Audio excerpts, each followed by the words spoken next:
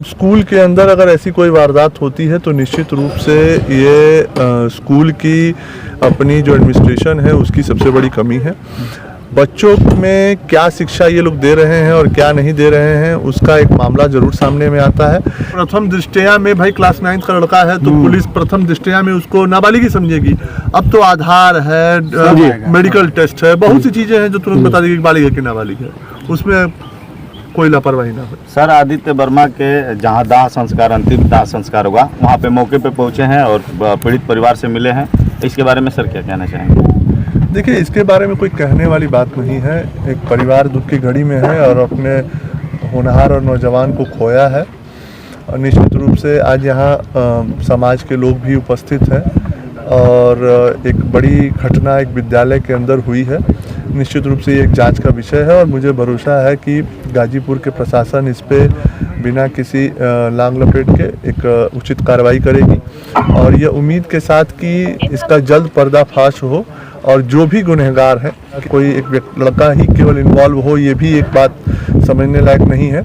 जो भी लोग इसमें इन्वॉल्व हैं सबके खिलाफ कठोरतम कार्रवाई होगी और निश्चित रूप से जहां अगर कहीं विद्यालय की संलिप्तता होगी तो निश्चित रूप से उनके खिलाफ भी एक कार्रवाई होगी जिसका एक मिसाल इस जिले में बनेगी। सर, गाजीपुर का देखा जाए तो टॉपर कॉलेज है और स्कूल है और उसमें स्कूल में किस तरह से चाकू चला गया, इसमें किसकी लापरवाही आप मानते हैं? देखिए, ये लापरवाही मैं दोनों तरफ से मानता हूँ। मैं ये लापरवाही विद्यालय का सर्वप्रथम लापरवाही ये है कि एक डिसिप्लिन विद्यालय के अंदर निश्चित रूप से होनी चाहिए, लेकिन कहीं ना कहीं एक समाज में होने के नाते ये लापरवाही माँ बाप और अपने समाज की भी है कि हम अपने बच्चों को किन शिक्षाओं की तरफ प्रेषित कर रहे हैं।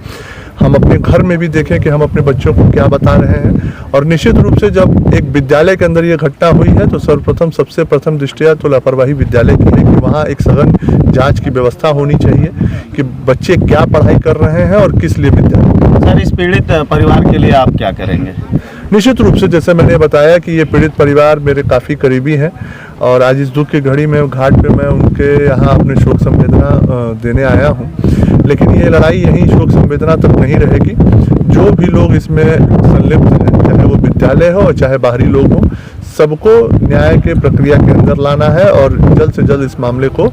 सर, अभी परिवार से आप बात कर रहे थे कि अगर कार्रवाई नहीं होती है तो इस मामले पर हम मुख्यमंत्री जी से बात करेंगे, इसमें कितनी निश्चित रूप से देखिए, मुझे भरोसा है पूज्य महाराज जी के कानून व्यवस्था पे और जैसा कि मेरा एसपी साहब से भी और कल कोतवाली में भी वार्ता हुई थी, उन लोगों ने एक आश्वासन दिया है कि हमें समय मिलेगा तो इसके हम सघन जांच करते हुए निश्चित रूप से इसका पर्दाफाश करेंगे और जहां तक परिवार के अपने संतुष्टि की बात है, मुख्यमंत्री जी से अगर मिलने का समय हुआ तो निश्चित रूप से यह बात उनके सामने मैं प्रेषित करूंगा कि इस तरीके से घटना पे क्या विषय है और किस तरीके से उनका मार्गदर्शन। सर, परिवार की आर्थिक स्थिति सही नहीं है और परिवार का कहना था कि हमें देखा जाए तो वही 2 बच्चे थे और एक बिटिया थी जो नोएडा में पढ़ाई करती है और तो सर नौकरी के लिए क्या कुछ मांग करेंगे या नहीं करेंगे? देखिए, मेरे लिए अभी तो सबसे प्रथम दृष्टया मेरे लिए है एक न्याय दिलाना और न्याय प्रक्रिया के अंदर जो व्यवस्था हमें सुनिश्चित करनी है पहले उस पर मेरी अपनी फोकस है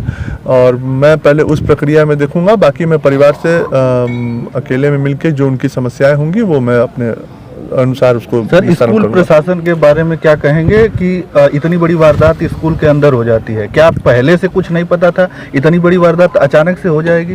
देखिए, स्कूल के अंदर अगर ऐसी कोई वारदात होती है तो निश्चित रूप से ये स्कूल की अपनी जो एडमिनिस्ट्रेशन है उसकी सबसे बड़ी कमी है। बच्चों में क्या शिक्षा ये लोग दे रहे हैं और क्या नहीं दे रहे हैं उसका एक मामला जरूर सामने में आता है, लेकिन प्रथम दृष्टया अभी हमें थोड़ा सा इंतजार करना होगा कि आखिर ये मामला किस चीज़ का है और क्यों इस तरीके से इस अंजाम तक ये मामला पहुंचा है। लेकिन जो भी लोग, पुनः आपके कैमरे पे मैं बता रहा हूँ, जो भी लोग इसमें संलिप्त होंगे, चाहे वो विद्यालय के हों और चाहे विद्यालय के बाहर के हों, सबको कानून के दायरे के अंदर कड़ी से कड़ी। सर, एक और सवाल होगा, परिवार का कहना है कि इसमें लीपापोती हो रही है, क्या लगता है? एक दिन के अंदर किसी भी चीज़ का हम निष्कर्ष न निकालें कृपया। परिवार दुख की घड़ी में है और हमें और आपको एक समाज के एक जागरूक नागरिक होने के नाते हमें परिवार के इस दुख की घड़ी में कम से कम उनको एक सही मार्गदर्शन भी देना चाहिए और उनके साथ कंधे से कंधा मिलाकर न्याय की जो सबसे अच्छी व्यवस्था हो सकती है वो उपलब्ध करानी चाहिए। Thank you sir. ध्यान देगा कि हमने तरीके से जवाबदेही सरकार या शासन प्रशासन एक-एक करत दिया धर्म की जागरूकता से जवाब देंगे। इस पर हमारे एसपी साहब से भी बात करते हैं, आशा ऊपर बढ़ेंगे, मैं जीवन और जी करूँ।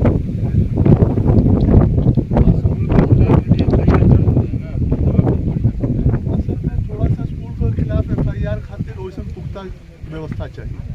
अब जो मामला जैसे बात है, हम ही आप यहाँ लड़ रहे हैं, अब इसमें हम जाके सरकार के खिलाफ तो नहीं होगा, हमारा आपका नहीं, ये चीज़ का वही चीज़ का जो लेट किया गया 1 घंटा लेके आ गया